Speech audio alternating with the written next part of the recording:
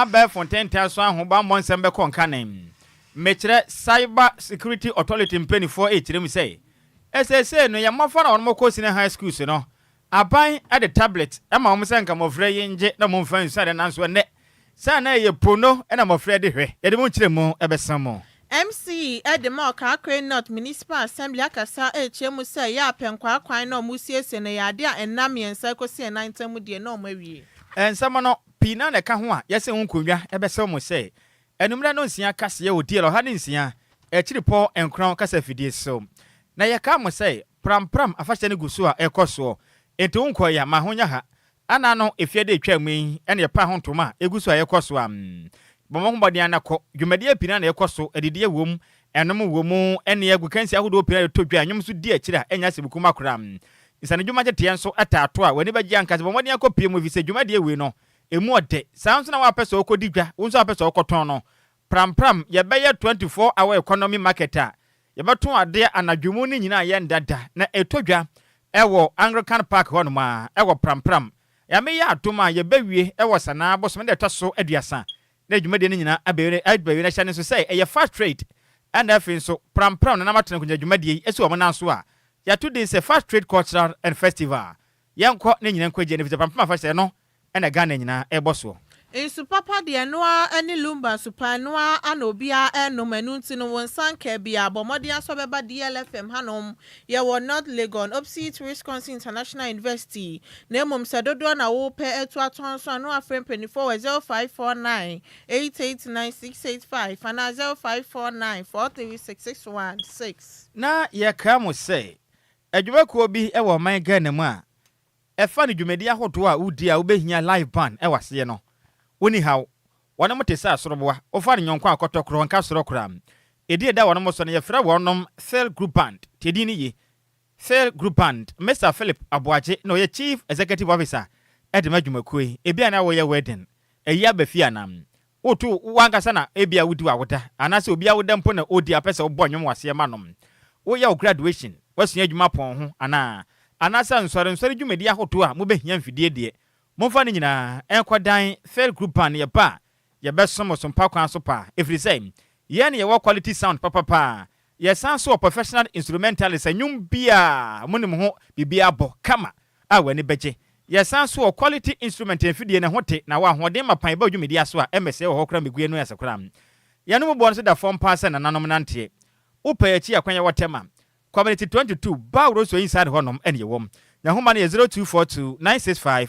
391 0242 965 391 and 0541 149 741 we ene adwumakuo miensa numere wasu asese yentena se na yamfa enumere no nsia kase bono mu kiremu no emesom na akenkafo banu a yese nkonwa no edi ameje so ye wofa ose ade ya de wa at Nhyiraba Kwadwo Sammy B mahutedin ene banchre bona na otafrija mene mo fa se ba Adjoa Agyei Sikapa ya dan ya ho ya ba ya de kasebo no enchire mu ankasa ebesemo na nsa na no me wo fa se Rose Gold osidi ya kasebo no eye de ba dia ade adia enye obi adia Rose Gold ne tie die on kasebo eye se kutu eye se bebam DL News.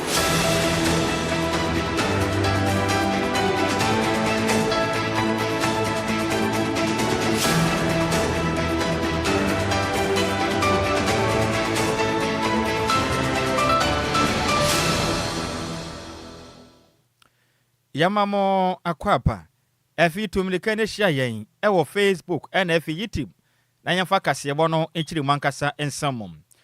ya hia kasebo na se ede from my Ghana ye fimfie mantemu mechire Central Region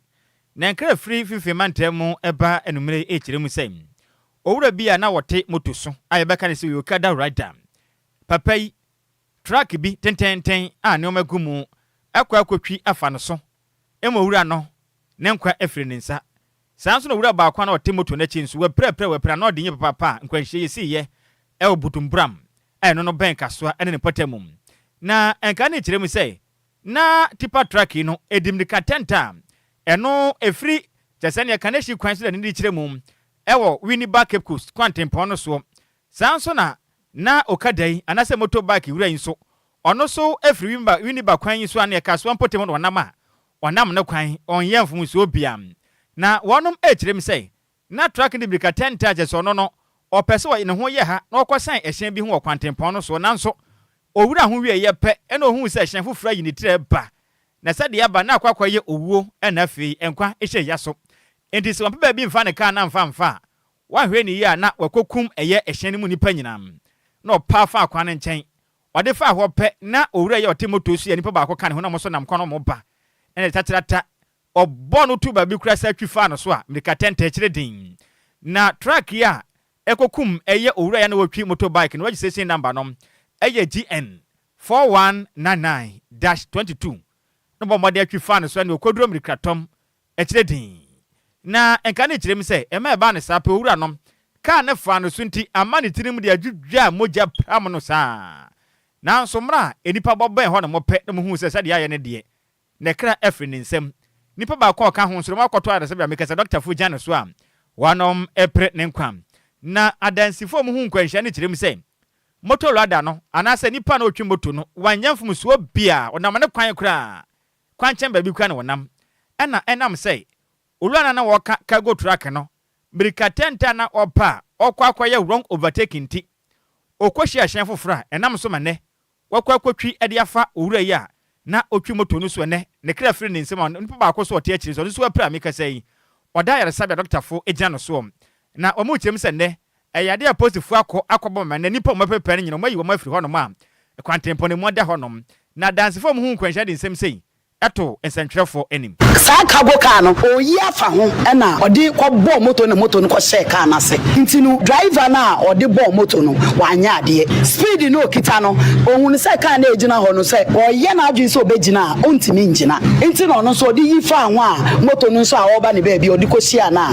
nipa ba ko ewu na ba ko no so ne nan ba ko apeche ma omode ne ko camp hospital okita load pa am so de quarter crowd oyo overtaking pa serious yade ya ne yate haya a container car bi ana allegedly say ebo no enti in the heat of event no we are trying to say benya car na afa no akọ but unfortunately obi a twin phone and the driver was standing arguing enti me concentration na ba body no say benya obi a obebo na yafa na akọ hospital enti by the time I realize no na tipa container car no ọkọ and obi a nso twema yenya car ana so like police force abasi no no motor rider dey wewu ano no down on flat wewu me when say container car or the abo motor driver no am Jesus ana me jam aduana ana me stop no ogina na me ka cha hard we abo na boy ya ba wo papa na yewu say motor driver no dey we ni odi eche no pepre no ana me pe car ana ya di me chu ana ya di me ko hospital aka no fi Accra no ko Cape ana motor driver no so fi Takra de no so ko Accra DLFM 106.9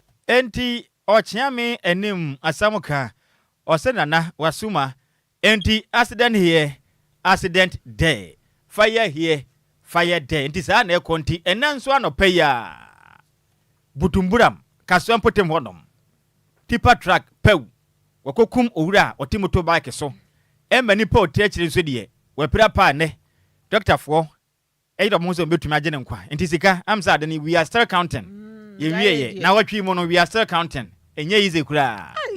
we are still counting ya bere sua say once na enti yento akase bo no so why Yentoa Kasiabone so na Minister of Roads and Highways Gavins Kwame Agoja akasa ediafa kwan omofa so a omoye tamaflawo kwan no na soafo chirema eyade akotoni ma bosomi okonsa hwe ewo kwan ne so no hu se eyade a contractors no ejuma na so bepemene no asa eyade omato omobo ase kwan no omonyo ma agen se omobeye ne ntentem amomatimi awie into odi ohye ediama contractors First Sky Construction ni BHM so momomodian hwese kwan no metimi aye ne ntentem ede ama akwantufo so omofa so no esan se ya de a obi akasa fa wan nsuo to na akoye ohaw awia so ba akoye ohaw enti contractors no momodian hwese kwan no metimi aye ne ntentem ede ama wom no de nsemi ede tudwa enewuku sana bosome ne de toso dunkunu won fimpemienu ni aduonu nsia imu ewo abro akoye inspection ewo aban big push road project omoye ewo nkranpupni mantem hanom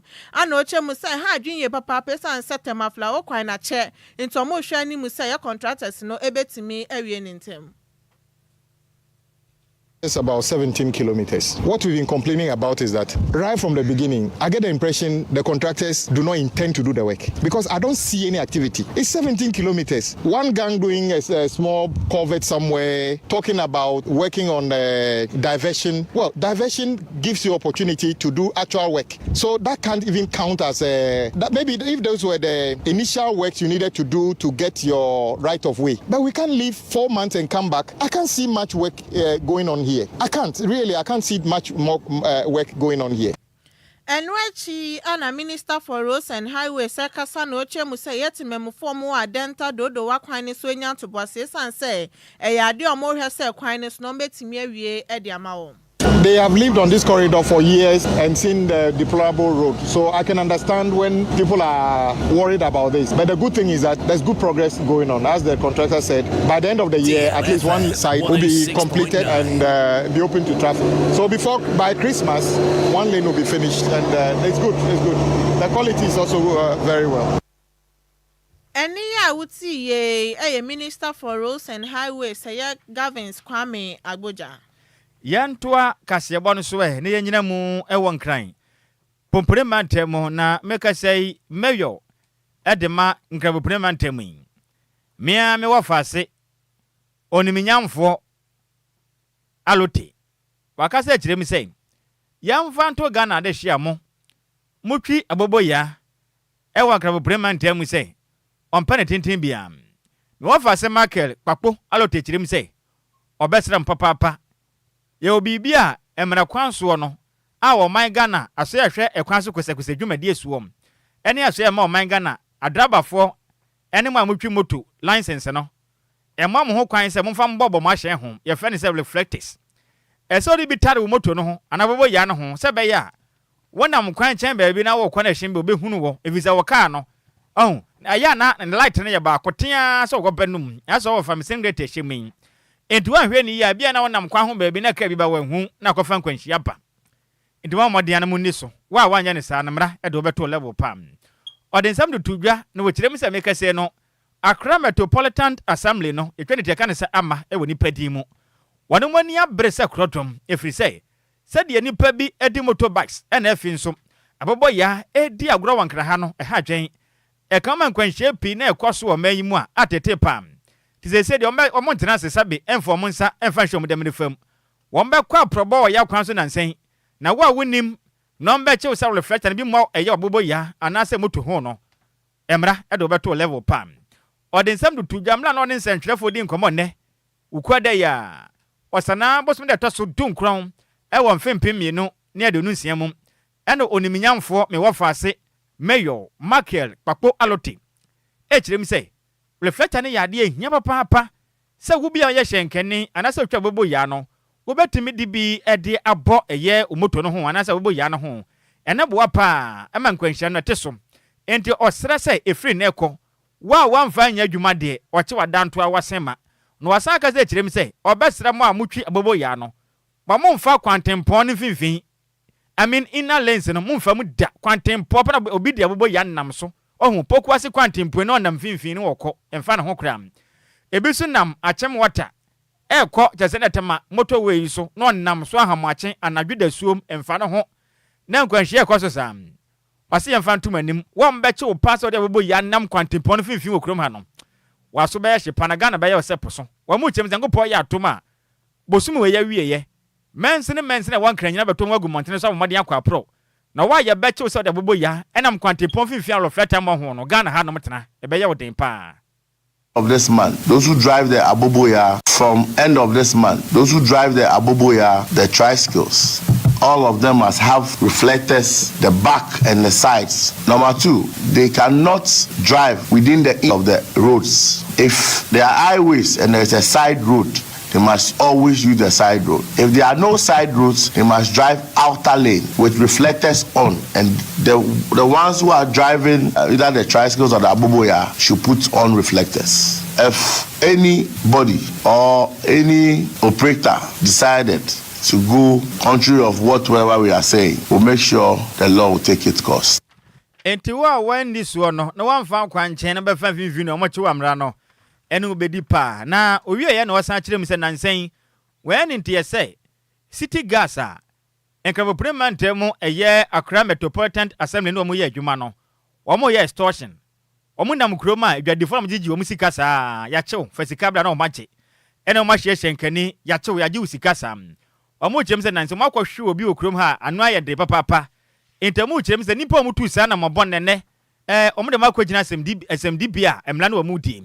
inti obesrew se city guard bia papa usum abu afa so akwabo mama no mo nche no mo fa ne ntomra mo fa ne famra kwa sa so mbokoko se wo ye city guard e won kra ha no ma sabe sem frama asem ni jai nante so na mo chewa waso betumi ayeshi wo manyim. We are letting all the city guards, task force, they should know we are watching them out there. If you think you can go out there and take money from the market women, businessmen, the traders, today nobody is seeing you, but tomorrow when you are being caught, the law will deal with you. As this taker issue has happened and the lady, I will leave the issue for the gentleman that being assaulted by this our city guard. If he wants to prosecute, he wants to take the matter on, is allowed. And we apologize to the gentleman that this will not happen again. Any awuti ye Accra mayor, the day at the Mr. Marker Papu Aloti. Yantua Kasiabonoso. Yantua Kasiaboneso na CEO at the Ghana Gold Board, Onyonyamfo Sammy Jemfi akasa chemu se ade awaye krado pa se ye dom kuma ne ba nudini Alexander Fenyoma keneto ne nsa efre no ewo mrahye badwam so mbeyi nsema no a obetimi so aka ho asem no chiema ade awaboaboa ne ho sem mrahye badwam efre na emre bia asa omekasa enfenfa Gold Board for ka omabo ewo Bank of Ghana for domestic gold purchase program nasia obetimi aba abeyi ne ho ano no de nsemi tujwa ewa abra government accountability series ekoso enewuku asana abosomen ne de tosu dunkunu won fimpemienu ene aduonu nsia imu ana se o twenye papa samrahye bedwafo beto omunsa ede afre no na sema aya wo bisa ne ho se adenti ana dom kuma ne ba no dini koso na okoso se one nsemtwafo bedi nhyiemu akasa ede afa asem no ewa abramrahye bedwam public account committee fo betimi ato omunsa ede afre no. There's been a call for a parliamentary probe, and I've already stated on public record that I'm waiting with bated breath for Afenyo Markin's invitation. And I don't know why he's delaying and holding press conferences when, as minority leader, he can get the Public Accounts Committee to summon me tomorrow or today, and I will appear. I saw him dabbling in some confusion about standing orders of parliament and the fear that the majority may oppose a call for a probe into this matter. Well, I have, in all humility, reached out to the new majority leader in Parliament, Honorable James Agaga, and I've pleaded with him that even if Afenyo delays in extending this invitation, he should extend the invitation to me. And I'm ready to come tomorrow. You don't need any special motion. You don't need any special order by the speaker. Just get Public Accounts Committee to invite us and come and sit down there and come and demonstrate to the whole nation where the Gold Board made losses or how the Gold Board is to blame for losses made by another institution. We are waiting for that. Enwechi ana CEO at the Ghana Gold Board ekasa no chemu se NDC aban ni domestic gold purchasing program omode buy and abua ama Ghana sika semetimi akosuye na osho abandada na omu free so na gold for oil program na entimi ambua tesese ne NDC aban ne de eboa. As they made losses in the past under they will pay good for oil and all that, Ghanaians did not see any commensurate economic benefits. What we are saying is that in the case of the Bank of Ghana, yes, the loss may be bigger because according to the IMF, the program was scaled up, it was expanded. Not because somebody stole money or somebody was incompetent. But in this case, you see measurable, economic benefits. Unprecedented currency appreciation of 41%, which led to inflation coming down for 12 consecutive months. You saw a drop in the public debt by more than 100 billion Ghana cedis and significant savings to the government. That is what we are saying, that this was the price the Bank of Ghana had to pay under this program, poorly designed by the erstwhile government for the stability we enjoy. We are not saying that somebody at the Bank of Ghana has done anything wrong. So let's get that. As they made loss. Eniya uti ye CEO at the Ghana Gold Board Onyonyamfo Sammy Jemfi. Yantua Kasiabono so na yemfiri me wofase Gold Board CEO Sammy Jemfi nsem ne mfi ani fa nkyere mum ewo my Ghana yan abefo and 10 time ahobambo empenifo so. Na a senior manager child online protection unit at the my cyber security authority. Me wafa se Mr. Nelson Herald Dakun. Waka se chire mu say Ghana for beka na nsa beto dwa se ne TVET adusua mu no. E na ban ekofa tablet ba ye. E na wa ne kama se sa tablet no ye mofra no. Momfa nsua de na muhu na de kama. Ene ye kwa be for 10 times adusua de bebo mo pam. Na o my Ghana mofra Monsaka sa tablet no mo de asua de kama na o man ehumasua akonkanen. Na so mo chirem se ne emofra ne bi ayo wonom ho winter do akiri sabe at the tablet no ehwe Nigeria movies ene no akiri nso pornographic content ene sabe oba de jam a da montene je se ne wanu tua pa ene blue film ni bi na mo hwe ne sa mani ayekan wo school dem honom na Mr. Dako echirem se de enti akoba sa ne nyina ne se eye cyber security authority prevo made akopie mum ewo finfin mantem Cape Coast ewo mana wonom eye nkyerɛkyerɛ Adia ma senior high schools pode dunum ewo Cape Coast ne potem ena headmasters om da senior high schools na no nyina beto mpenifo anim say emofo ne tablet no magine nyina from nsem free say pono pa mofo ne de tablet ne hwe no ade be cha mofo ne ne asoje say gwan asa na dwo wanna we say bi obi a wahwi asra nanso na nya asra pono nko na mofo ya hwe ne saa no mani nyina soja na ode say to dwamra na ndo ada one Mr. Prince Charles Kwabra Open dodo afa ne say DJ hit ma twetwen komo ewo and da so ho mo bia dwumadi a etodwa ewo DLFM 106.9 so no dey nsem do dwa na owura da ko echirem say cyber security authority mpenifo ne gusu a obane hyepa egu ekwan wo mbabo pa se ba ya ba fontenta no ebedu baabi wo ya abofra na pesa sabe ukokохwe abonsam movie abonsam cartoon na eye pono na wonya ho kwan enkohwe bim no chirema say openi Paul no oye minister for communications oniminyamfo Sam George eguso ne mpenifo ka biewom eye nhyiama pase bedu baabi no wo ye abofra na akohwe pono ni bipe na ebisawo within the sign na wedding fie sign yanhwa Ghana card ansa na wanya bia no bebo pa masabe emofra nketo anka serewa mo hwe pono no matumi agyan na wo chirem se ne abofra bi afi ni wanya mfinhia du menu 12 years pe awomode atena se ede ono ankasa ne phone aye smartphone ede atwa no ankasa na de jam ede assign ne boyfriend ana boyfriend sa kan ye pe na o se abaya wa mu ye fe pawo wonim de bia mehia bia bra na me ne wona me saso hia sikase wamfa ama me de bekwa abonte maganda fo nyina enya wa mu ni bia hwe opani chirema ne mo frank to mo course senior high school ni de ehu panti abatani nko man vise say na de jamu agu abonte no ya hwe ne ye bedu baby na bagenta ha wo manyim the kasa mu nchiremu ni yes as enna there was a similar case akwara no 12 years old and na mother phrase oda ho no kwan no abo naked no de inside share no video no and the man the boyfriend boy no so mu na ko di different hand akwara no how many years 12 years na 12 years no boyfriend into yes I do he fan ye kwaas wo man senior say cases na ba na yem film penifo bi o senior high school ni na then na cyber security authority and then na mo be ye aside the okay cry no once the government a check tablet ama emofran most of the senior high schools ye ko ye awareness or Cape Coast 15 senior high schools na ye ko nya ye ko health no nyom kodi nkomo omu nyina so majeje tablet nyina free nkwala na nsima ba office why edu anadra omu de hwe Nigerian movies and a porn site near the ade don okay no cyber security can't you regulate porn sites in Ghana yeah that bang say a minister cracker say nyama gu akwan so before some of you be cracker na say restrict to age bi hold my own team hwe some of these sites in Ghana nti egu so hu adwuma na eno wachi na owura da ko echiremu a in fact ani yanyan pa o adna no yanyan na ose yamfa to Ghana fo anim se obo Ghana man nyina akokọ titiru ne ma yanketo no se na nipa ni bi obetumi akaso abaya ho ofepa manage ho brutam na mepese oba na besra me wokope na ode camless bi de hinta baabi unhu da entimra sabe oni wudi mpam agro na walokode ne nyina wo ho a na wasani bia ma se openi awura wo hu we no aba eba ne sapa no ma nanim mmam enti wunkutu oda jampe ne ba abonten na ode aba abonten wakana de open wamfa ma ne pe ode ba abonten ajobegu hu fin pam enti wo mkokọ mo mani na ho yi papa wasaka se chim se no wo hwe ensma hoto a afa aba fonten tan so sabe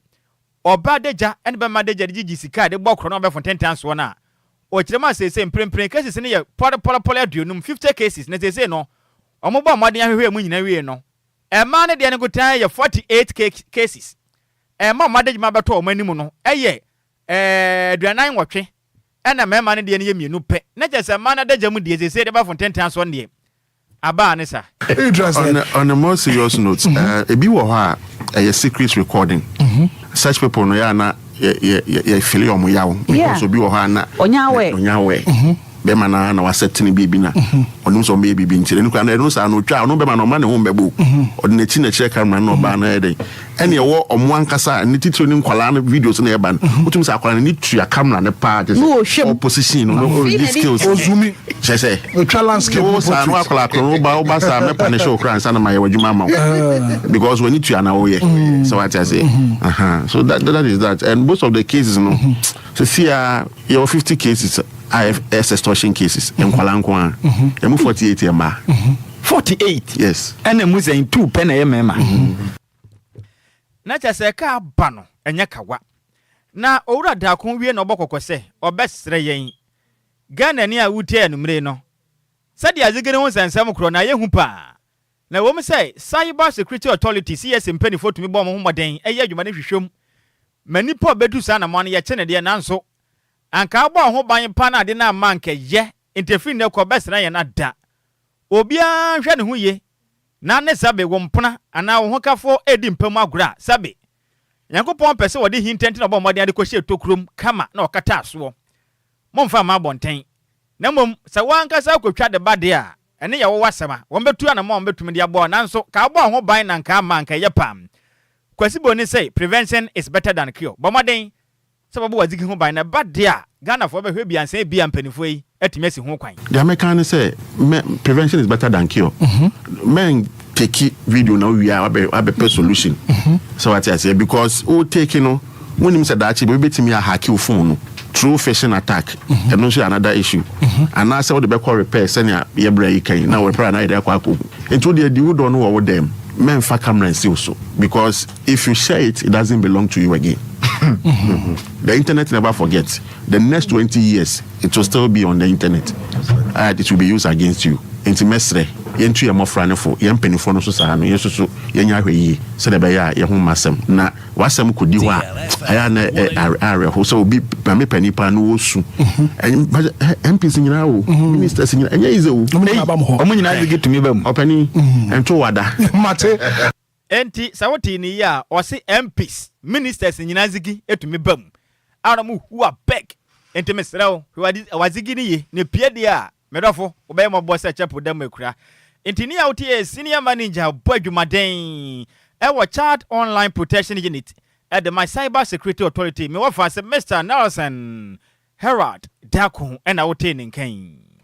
Yantua Kasiabone so na MC Edemo Kakwe North Municipal Assembly ama akwantufu amofa aya penkwan kwantempone so arehemu se yade omo hwe sa enam yensa ekosi eye enan tamu de na omatimi awie akwan no ede amawom na MC eye Christian Tete Baja ase yade a contractors no eye ejuma ewo kwantempone so ehwe se enche bia no mbetimi awie intino omo sra akwantufu na aya omofa kwan so so omo mmomode ambo aya contractors no sa ne beye kwan no so no mbetimi awie ede amawom so mo ankasa no mo kasa fa ho se ekwan no enye ntine traffic ya na esiso emre a wosen komudi kodu baabi omoko no esan se ekwan ni nye ntina chese emre no akwa anim to wosre wom so mo momode ambu akwantra ye contractors no se na ebe yo mo so betimi awie ede ama wom na ye Mr. Bajan so any die kase bo atwetwe nkomo echemu se ekwan na omo ye na yade omo bomode ahwe se ha we no so ewo kwantempo ne se ba traffic esiso na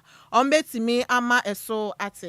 The work is still going on. They have laid from the overhead under the bridge. They'll also be laying from the Achimota stretch, climbing to Akwetema and the La Paz. When they finish, I believe also they will go a little bit forward into the curve where you go to climb that of the N1. Then aside that, when you check the new overhead bridge coming from a new plant area, that is Kantanka showroom junction there, that place, so I believe they are about to do some overlay of the asphalt because they have put the first rough coat, which I believe is a good work. It's not a long-term project. It's just a short-term sort of emergency response to fix the road so that we stop getting that traffic from Apenkwan to Pokwase, which is a serious situation for everybody. They will not keep long. Within the next 3 or 4 days, I believe the whole place will be fixed. And yes, per what I'm seeing them doing, the speed at which they are working, they should just be patient with them. Anytime they find them on the streets doing the work at midnight, when they give the direction signs, they should comply and obey. And I believe that all of us will also have a better pedestrian and vehicular movement on the N6. Eniya uti ye MC Edema Kakwe North Municipal Assembly yononya for Christian Tate Baja. Yan to akase bono so na yan keka madwen kyere me fan somo e wo Facebook no so dia na me wa fa se ma ndi di kan ye Eyewitness Multimedia Ghana o se mu da hopa me wa fa se na na adwen pahene odi asempa the second ene de eba ye na sanso na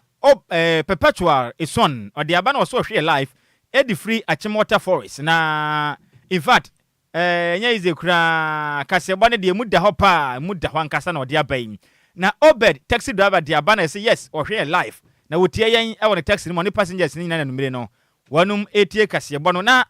Kofi Parliament de aba na osinti wankasa wolokodo ho na wo de ayeden de subabo ne pani the news is live and clear loud our black our grand will become apa na me wafa say comfort to meti de aba na so wo chia yo wafa Sammy B ene Adjoa Agyei Sikapa Ghana ne sesi ai abaya accident nkoan yakopon hu ye mobo no ma ye ho ban wa ne sesi dia ye hu pa ye hu okroma eye so sad no so e de aba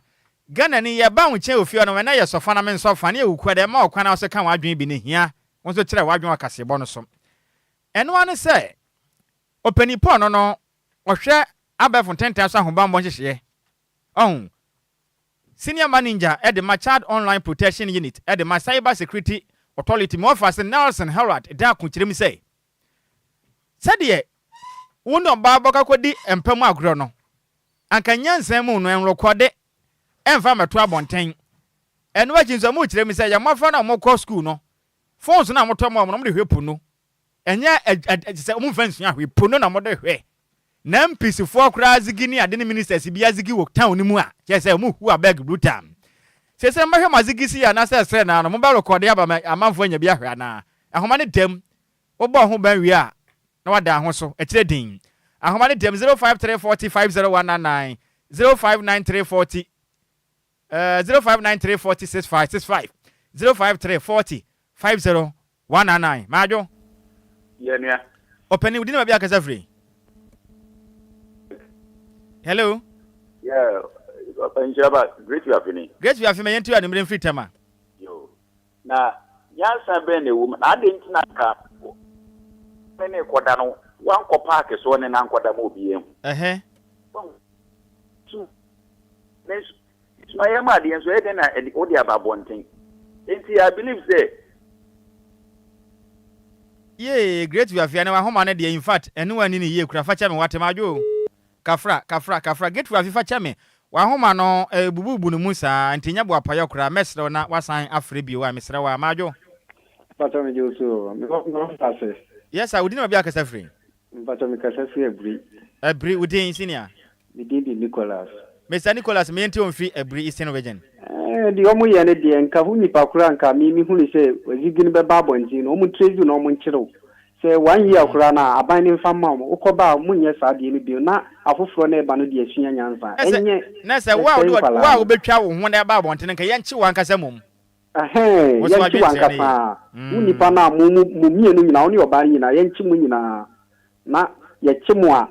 na yede mu akotum oba afoforo no munye bi saa na nka mi hu no ya menchira opa na wadwen chira de ba majo yede wafa asante zongo bokode Papa Joboko. Yentewa ni mure senior. Ni aboje zongo fo nyina se omo mamu ayiko na juma pa budi bo my Ghana. Yes, ye jemo so pa. Papa se ni amini odi kan di mani mu kasa yi. Mini ni adwen. E kan se ehuni poso se wo de baba tu odeja. Ka me anga sa me ba. Magini fo abofom. Adentia. Abenje kakra ka bi yi ne ho. Ai ka foto ni ne yire. say the girl say yiri o makwala abago apie edem ho awayi ni ho awo me ba phone so Obane one patri anya abotra obere anya bi hwe yeah edia I have read the university and what the obane phone ahwe form me ya form oh this you and no this was enemy because say dintina what patri what set to kromo was it enya enemy bo mo ni afare ti boko yo kakaka Ghana ho di ba woni ni gari wa wuro ne ho memi si bani ni ena obane sa kan zigini bia wo hwe medase ya minchira opa mesa asante ya minchira opi na ka kira obane so wonya hwe na yensa posifu nya no mbeche no majo hello me wo fa se be na me ne kese comfort matini na pom design ya mi adom me wo fa se me yenti anumre. Okay, Mr. Kasam, concerning and Kolani the school for I think it's very true, and I also because my collab for Obia Okita phone or this year, there will be WhatsApp, Facebook, there. And I'm designing the phone now, I see more friends here there now. We be a man was of here, or morning door mobile inspection, or mobile, no more delay, every phone. Hey! Omo be check you no mo pa no mo san download the Omo san ko site wa ko hwe de yeko it's very bad it is ankase no mo ye no mo be je omo tia de ni wi aye be je omo koda omo koda okay let's the ube square de be ma o yo me da se pa no adwe nkyere hwehwe ade ya me animre ma adwo ya ega ole ya yes sir udina obi akase free opening yo me the prince me kase free committee 9 be ma na me yenti animre free tema committee 9 yo the cost na saying in fact is serious say na those time no yen resum na say man sa ni ho but you say ni be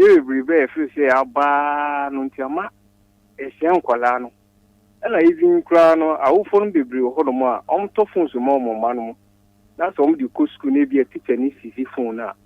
ebi awofo no bi si akọ teacher ni no aya na ya reho ntama teachers no and at like discipline no some discipline kola no omutimi fan discipline omutimi ntiama fra ni bi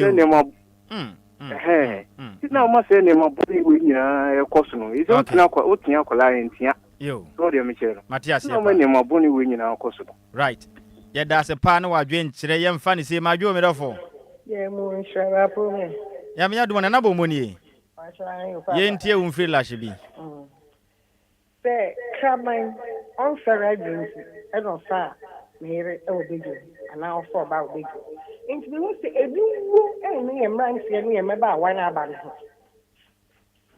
so we obi ya je bi no ba ko ni oni mo fi what side dey si ho na wo twa na wo ria wo da be trouble free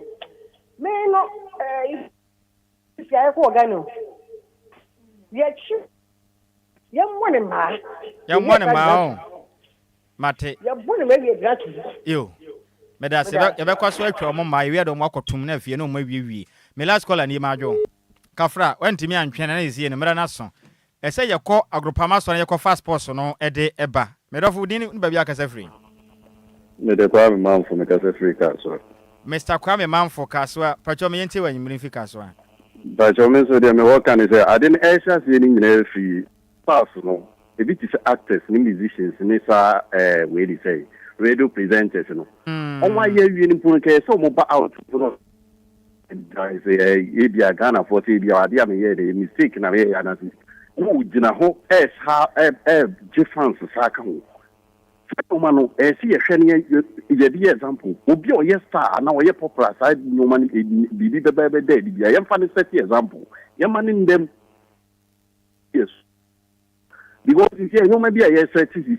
say you penny for be obey you my boni bia e bi zagra da de untumi de ye dey set example ayen na ho ba ye ni ankasa ye civilians ni fa bibi set example ma ye nwuye it is anyo ma no say staff no ye bibi a artist e bi ti say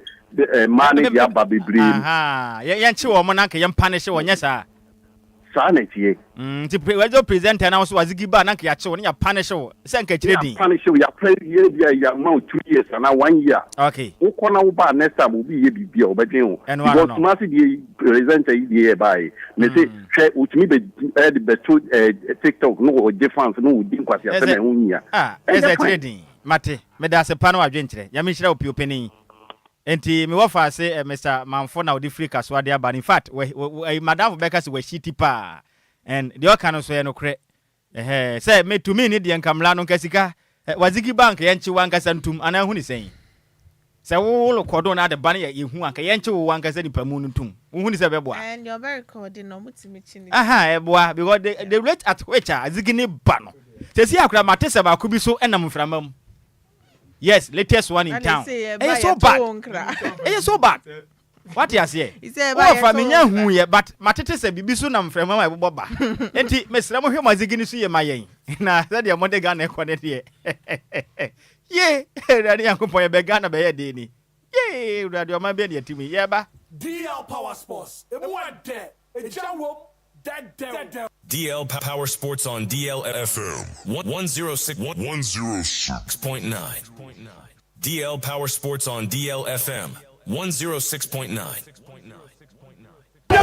Bola yenya ya ni habi sa coach ni enu coach ya ni hwe na am santa ya man bola ha se coach ya cha what you can see the ball and home yansa what you crash player ba kumpo afa ko over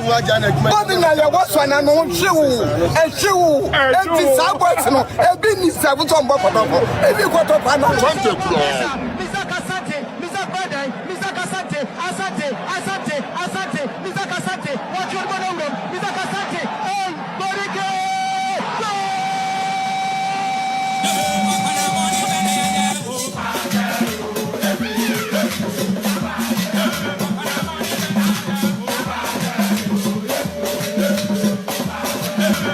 Wofa se Bismarck man bize nya tena se yamana kwaba na fa agudie mu sensema ne sakra numere no sema ya wakase bo ne so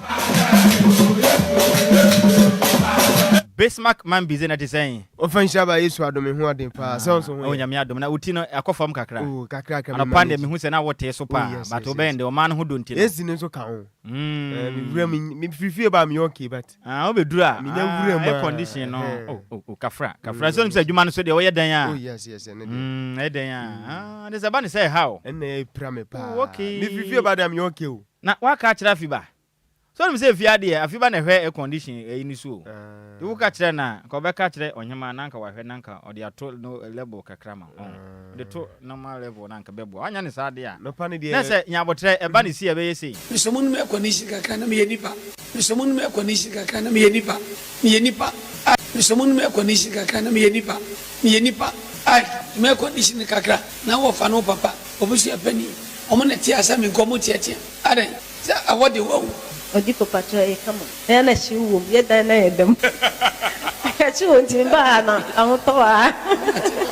aranishna ba so mo ye pe pacho na enti Bismarck ofenjama unze empanifo akaza bi se ade de beku okwasia ade de ku okwasia enti Bismarck say was ra yan kofi mo my condition in conform na wo bre watisu o kata ebe ko why but yan wa hwe ho yi kuruma ye hu o za kuruma yi say de pona they say ya no kura no minim je say so person otwem pona kura na say enhu basa say wonim tema wazigini beba me kura de mpra twere me de mentwibi o say me mentwempena some in cancer wo twempona me say wo pese wo twempona kura azigini ntinzi ya kuruma yi hu wankɔ ho azigini mma me wa fa say me bɔ mpa ya ma no Yesu ka se mi wase munsum ho Jerusalem ma oboa munsum ho nipa de wo ya wo ahodaso a enye suma ho asem utumi se nipa every time wo come media no dey tifaswa social media any barrier bia me de bia mbeka enti wo de ba wo betimi abetena aka news say azigi ba bontia me betena beje de wa openi wo meka ngura na mazigi ba bontia betena be de say me mazigi me nye enti say e ba se obi record me secret de ba ma pon and that is the truth me nye bio okay yes enti wo adwen so ba tell so aye mazigi nso de ya na obenya adwuma ye because wo fa de Mr. Rita so chia o mejene so mazigi nso de nyame adom akire din wo na me bɔ mpa ya ma kagya gum ne yakɔ Ghana fo twɛn right abusa nyume me mo adwo me mo akwa ba kwan so nkoso kramra dia 106 Donna Mega Swemraso, Agudia Moon, Papa Fansu, Jumadi Cassis, Bueno, Aya can send men on Siakasa Sujua, Wuti now for Nhyiraba Kwadwo Sammy being Kasansua, and Baba son of Adjoa Agyei Sikapa Meno, among Swessing, Konyamadi can send men on Siakasiano, and so some of Fadus no Bismarck, Adusa Mambise. Mensuma suma good evening sima nyume fan sumo na so bibi bianko kan nyume join show no live on Facebook Sansua and on YouTube no so capital D capital 106.9 makacho sa Bruno Brand we trying say dia e audio visual presentation tie din komano na ya the images audio video audio and reactions audio nyano enso etwagu ade kan say via social media platforms audio so now santo answer to jumade so Mike so coach e producer on duty na anyume no so atime akuche nsam na Bismarck adu say man bi say mesem na sanso ento dwumadensu yan hyase enso afifie Ghana football na say yakudie no yan hyase emfa fifie reporter mete and say we know a former Tamayu Tani Kwando out of La Omusen Tabaka Brantia, your friend say Ruben Hannise, Kumasi Asantiko Toko Metama Kuma Pima Pemba, Omosonia Brantia Timedin Commodua in the coming weeks, say Bianza, Nasan Comodiano Soko and Cano, Sakoban say Bibia to 20 Indianasa Brantia, your friend say Ruben Hannise, and so by Johnny Poki Pan Warriors, Kumasi Asantiko Tokonoso, a later subject of Fuaban Meno, Martin Redden Commodana Sosomo, Ewa Jumadian Snabi Biano. And sweat me a concan anima brantia, your friends Edin Kofi Asiama and answer Asamoah. One and so at me outside Adama Klaba, your friends FC Samatas 1996 over Kaiser at some point in time. I brought away and sweat me Kwadi Jumadima 11 wonders. Timno reporter meetings assistance here. And also sweat me Johnny FC Samatas 1996 and also later some second middle. Yet a son coming on to Judge Jumadia Snabi Bibia and sweat me a Kwankana Frederick from Pont Dakwa and sweat me at Johnny Club and friends at Brekum Chelsea, who himself Brenton Saka and sweat my Rain Masters and so. Bobo later, sir, and Memensaka Brantano, and sweat me Johnny Brekum Chelsea and Meno, yet a son coming on to Judge Jumadia Snabi Bibia and sweat me a Kwankana former Bechem United attacker, and Branta friends Emmanuel Avignon and Tametin Son, sweat me Johnny Saudi Liga, and I say Saudi Club friends.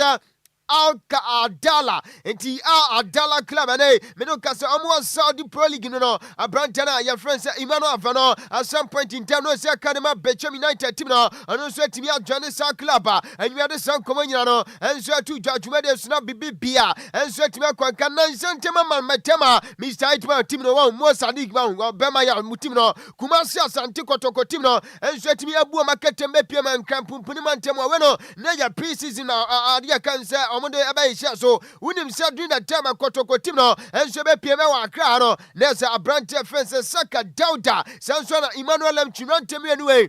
Empanifon su timi jamu achire ni nyina nso wo musu se masa se ade kan se discipline level no eno nso afumo so modern boy enso no afumo no me no mu shoot team no enso na timi training reporter no me kata ene se Saka Dauda ni Emmanuel Lanche enso ani panifon di komasa hu beya so musu betimi jamu nene o musu timi ade o mani achire ba bi foforo no so later sa enyu me se kafe free kumasa asante kotoko team ni ma enyu de san komanyina no enso tu judgment de sna bibia enso timi akwa Ghana we no aya Emmanuel Brokwa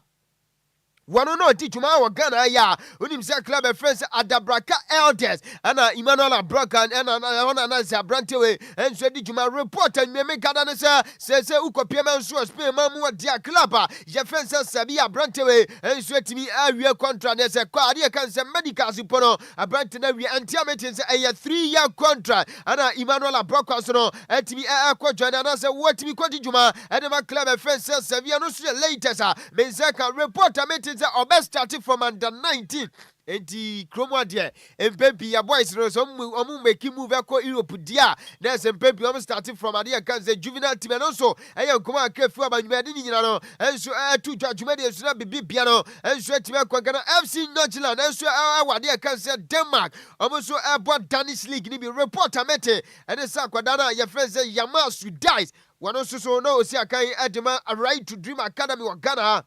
and Jametin almost a Branton and Timi are joining Wero FC Notland. And Danish League Nima, you made a sound command, and so to till June 2031. And the Yebetimaka said, bear 5 years now, Branton, and so Timia Quatrati Juma FC Notland, and you made a sound command, and so to Jana Kumasa San Tekotoko, and so Timi Arichi agreement with a Branton friends Emmanuel Sanja, a Branton no Dijuma Adama Vision FC Tiamete, and it's a Kotoko, so Timi and in a Dinkoma Dredgina in the coming weeks, a Kobanza Brantewe, and so Timi Atias, and as a Dino, and so Timi Tentamia Emmanuel Sanja, and so Abajani Kumasa San Tekotoko Tim, and also a latest update. I mean, second, Jadina so to Jana Penny and friends Hamza Mohammed Obin. Assistant coach Adema Metema Krobia Kumasi Asante Kotoko and Diametins on also to me a calf lines in Sierra today a Kobanza Kotoko club no Omu per head coach and as a manager Emmanuel Obin says when your license no subet me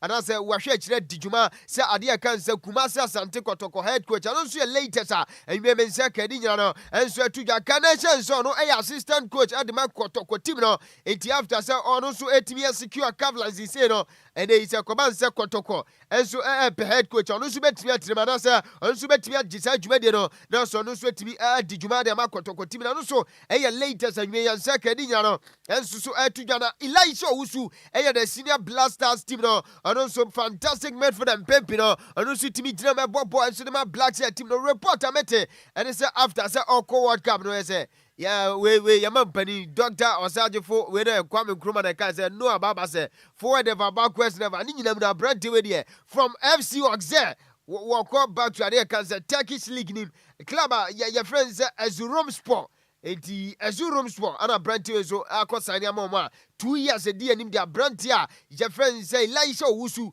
and so Equity Juma our Turkish League name and Meno Yadis Command to Janani English Premier League Meno say Ghana. Blasters team the sales players and so and a coming season a yebesim 2026-2027 campaign yenya Sadia Cancer Blasters sales players and so any bet me feature our English Premier League unya brantia your friends Antoine Salam 7 minuka sosia kai and Man City Sanswana Mohamed Kudu Sedi Juma and Tottenham Hotspur unya Caleb Jirenchi Mafo na say Temano joining wero Coventry City from there and they also moving and that's taking the switch no from club and friends FC Notila Minuka Seno club and friends Coventry City and a Caleb Chima Fusikodi Juma Sansua and a winner Brandon Thomas Asante and also Ebedi Juma de Coventry City Afe a Brandon friends Abdul Fatah Isaku and Ubedi Juma and so them Isi Town Afeno a Brandia your friends Jurusen Rack Sachi. And also, ABC Akai Edema Crystal Palace Ghana there. Black Stars team no has 6 players and a coming season our English Premier League also. And so ebeti adi Juma man command yan kados nemom. Ya so officer no meno kase ampem da kwa ladies. And so kobo we no women's CAF Women's Champions League. Omo zone B. Anti omo draw naba.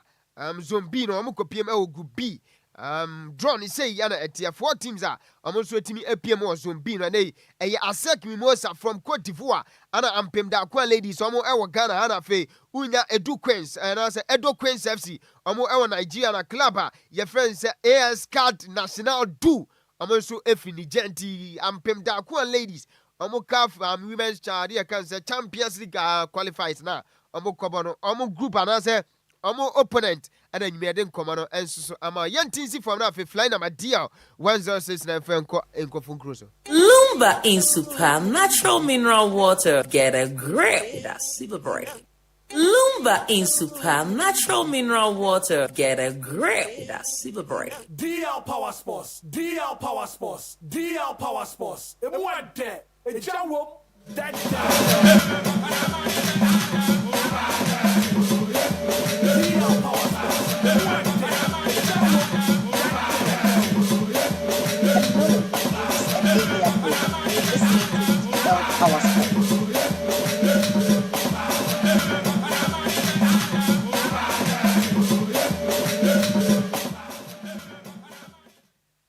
Right tabuso aguso sinkonya so kan katasi Lumba nsupa me Lumba nsupa se men kancho dwumade bia wodi no wo pensu nwanwa so na da soma bedwafo ne ahoɔde no a ɛne Lumba nsupa sanse ne yara fam fidie mnya so ne so kra GFD4 enso timi de omo stamp na si so ba bia be fa bia de yɛsɛ obi anso timi agi Lumba nsupa nso atumama dama yeguso sinkonya so agure mu nsɛm nwumade ɛto yɛle somo enso dwumade kɛse so fa du so no flying number D1069 kofon kroso amana ne nkɔmɔ later sinya no yamfa ntudwa na nsanso ento dwumade so repo anasa nwumre no manya ne ntia sɛ fresh oil nso so umanita dwumade fantastic good evening pa ana enkoma fresh oil yanwe mayan chao ya heavy pa yan shasia meno ka se FC Barca enso the official communique about after say abrantana your friends Julian Alvarez meno ka se odi dwuma enso de Atletico Madrid team no no so entimi an Johnny Club friends Barca no reporter nwume me garansa abrantia your friends Lautaro Martinez so sia kan enso de Inter Milan team no ne ono so ya captain fantastic enso de Inter Milan team no entia meeting say Barca enso so ono so ade cancer option and also alternative amo so etimi ko after say abrantia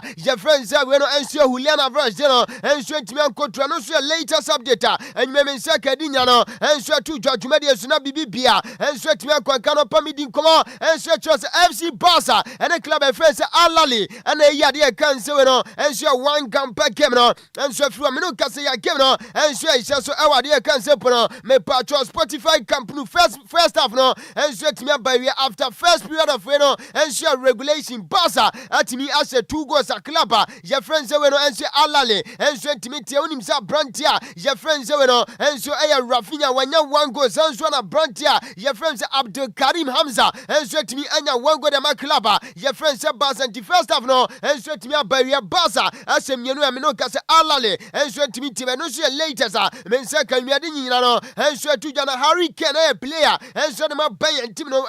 no paya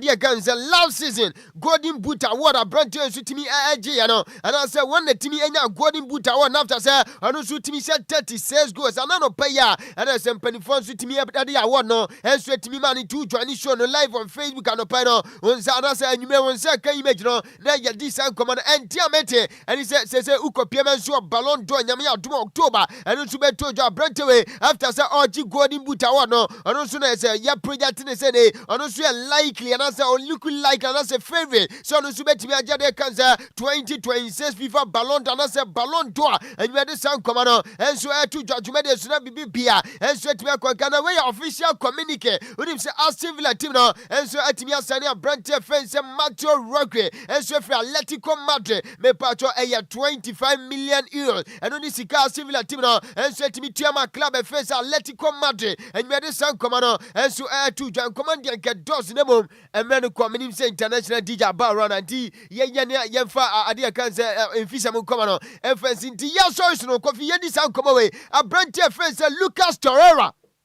esi akan enso ewo take mamu ena no paya wakwadi nkoma chene agent opania je friend say Pablo Bentaco was say masa ubenya say we betimi apɛ club foforo no no so atimi movie from ade kan say take mamu ni nyina nsa on the 8th and as 12th of May yeah this year and Abrante we so ekɔ more and as restaurant mom Abrante we ko say okodidia yenim ba bia gama bi free masa what was a player we a player je friend say Lucas Torreira meeting on command me no what was and so ni nyina so say nani ono Lucas Torreira ne who can in the wife or see nani jero ntia ube yansa Abrante no enso betimi agya ni wife na so no so etimi be for masa take ade kan say police enso etimi for Abrante after say me patro yede ni twiri mrika kra bi yagya no after say Abrante we asa free prisoner buy no and no pay wasa to us Lucas Torreira and the driver so was one until so be ku Abrante friend say Lucas Torreira enso etimi free we aso no ne ho nto no ntia nam so bi na Abrante ya friend say Lucas Torreira so no aka che ne agent opani friend say Pablo Bentaco say umenya so no so betimi take switch and say ono so betimi ahwe ni mu na Abrante no enso etimi take ni move and so fi take mamua and opanyume de san komenya no enso tu jana here we go Rodrigo and Descas Gante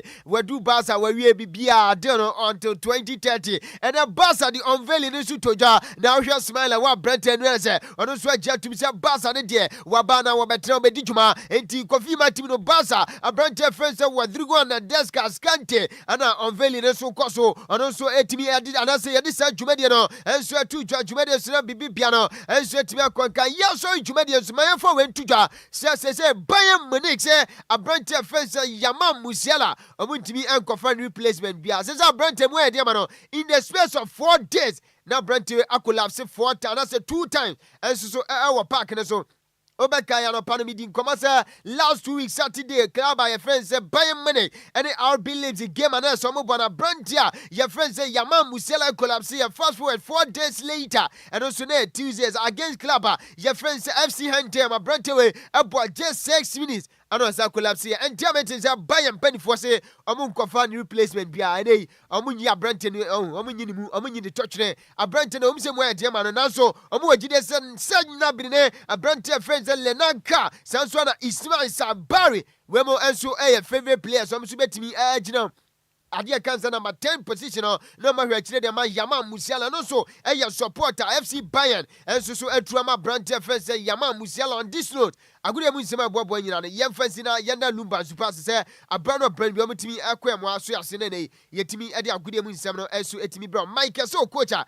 producer on duty na nwumre no wetimi akuchi nsem nyina agu nkata so besima kadu sei mambi se mitimi ebesani me so de ma tim ni nyina enso so ka umbi led by Mr. Kwame Afuma fe unya Jesse Michael uni odisika Brantia Kena Tata ana fi aboro amade fanti English ma nyina enso etachire bi na ede agudi mu nsem no enso bro Samje Bakri and me mama ntia mama Julia na do de mention ka mama ntia we have pa ni ura Mr. Samuel Afo na nyame adoma Friday week Samje Bakri ni nuka ni Mr. Samuel Afo ni birthday enti big celebrant and as a birthday celebration ebe kwaso enti countdown na ya start no na yigina mu pa ka kire me wo fast ne say aya won invite me oh yes na me mehwe na me metena puniti ento to ne mano wate obeti enti ka kire no say omoden emre me invitation special one oh okay na ompa kunwa bi eso wan ba tre na wo fa hu say me yetia say be ya mbede bibi besi ase a menya bibi di me na asie na me moden ambede ene say wo kodi hene wa ase anza o na den say me nyani pakuma sa no wo fa ni mpom me wo fa ase kuma na ba bedi na woda no ene wedding chine o na den 60 years you birthday no be say me wo fa ase kuma no ne kuro mo ha na simpeni Ghana man peni ye me wo fa ase oh okay oh yes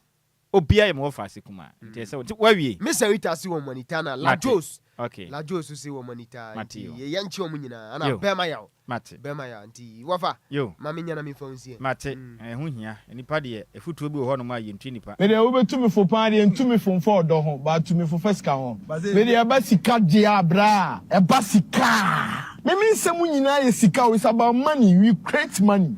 afi ba no ntinu fo mfo odo ho mva nya we ade a wo pe e sika one champion tailor o mun saka o musika bia e kire din ana ba manya sa ezika na ye pe ye fa hwe o betumi fo odo ho de openi ene ma opele bufu ye no opele mame uko mia wase no fu mame oh mame me na mi busa na sema mame me pa chao na ma atwum kakra na mabu ana me dam ho akomachi no wabetina machi na nsa ko so nufu tinye se bia wo fa na mada na mada wo ba ye no wo huni no mada na mada ana obaso so me nufu fi wase ba na me de me ba ma wo na me wo so me nufu na mada nanka wada opele nya de na bra Kofi richness de baye and I say what they feel you power because of you I always listen to DLFM oh sir oh okay bra Kofi da se wate me what I say Adjoa Agyei Sikapa na bomb chi ban sa no bra Kofi mateme da se anumre na ode na ho market de aba no so we life we the future maintainer kase bone life on clear na ni age pa anumre na nche kase yankoma Raskobi one or one sanwom senior high school which no say Yankopon koso anya ne kese pa na ya wie enti ya konom ya sore so Adjoa Agyei e de nwum bi aba say aya member ma no na de na koma so de ma ne dofu bi ontene hu jai kra ontene hu jai na kase bone musemufo ne ya miss mebere ntwene say mu ma yen champion tailor e de apm wo Facebook and if YouTube makase bonom wenya bi ehwe yem abofo boy kase bodem yo mo fa se Regina Bafo Regina ndo se ne di me yanka Regina yanka ne se Regina bafom ana afi me wafa se Emmanuela ya botre woni Emmanuela International no ne nyamae afi ne yeguso toto ne ma ne di ne ye Emmanuela osei anya akon aha owoso wa afi a opa ema ne nyina kante na hona ma nipa woso wa batre ofi aye wono a oso wa batre pa oboa yakwase abodam na DJs gibi echinchim kasefrin fuma de sumya no mrei akenkafo ye benu edi ameje so ya wofa ose ade de one at Nhyiraba Kwadwo Sammy B ma wotedin ene bantwe bona na otafrija menem wofa ase ba enumrei wa de de udini bio Adjoa Agyei Sikapa ena ohun se mo wofa ase na wa de wa yesuku nti ose nyuma ebe yi ode ma na dofo bi a ontene hu jai I saw a birthday be here. Oh, a birthday, yeah. Anybody tell because the time it's fever time and was shining my view. And I one game. In your pay. But Bonte, with the mayor picture no cram in Fanquay. And I O say, when you're ready, Nany belated. Opening Piadeno corner Yanadeno, so won't to me, Yansu. Piamano, na yanko. Oh, Piamano. I drive you, Yumba say. David, don't be confused. Sanamano, now you're telling you, sorry, because now I say you, but all the same Yahu. Say, and then any penny dinner. So what you say? Phone the crab freezy. Freezy. I am fine setting. I'm fine setting. When you pan a dinner veteran, why no voice note? Oh, there be a more. I'm fine setting. Voice note the best of your SRD, Mr. Odia type about. We had a voice note to me, can you? I've been ever bought here. A better microphone, and tell me, and tear fetch, and Tinyawa, what I say. And tell me, Adoma, it's my best no motion. I do Jessica's passe, the door fountain who die, and you mean. And there's an Regina Baffon so the man a dofubi. Na. Emmanuela or say or the dinner or the aba. But the tell now, if you buy what charges say, you know. International DJ. What charges are Ziggy and fast. Not that be a Ziggy, this I charge you.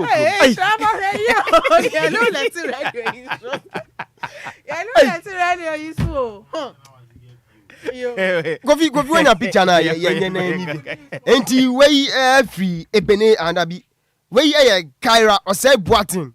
Kyra or say Boatin, do not have an adepa or wasa I can see. Moko school or Beneza school complex. Ain't you may Mary show happy with the way if you are one cannot utter the international blogger. By the way, dear, ain't he Kyra or say Boatin, do not have for adepa. Okay, young for Kunya show happy birthday. Oh, but yes. Well, little baby girl, no one fair bruta. Yes, on what's all here for Crobes no free. I say wasa I can see. Wafa I can see. Wasa I can see. I can see. Musi I can. The actual man. Okay. So obi kro dey want to mean. Ana ankase. Ankase anase. Wasa ankase.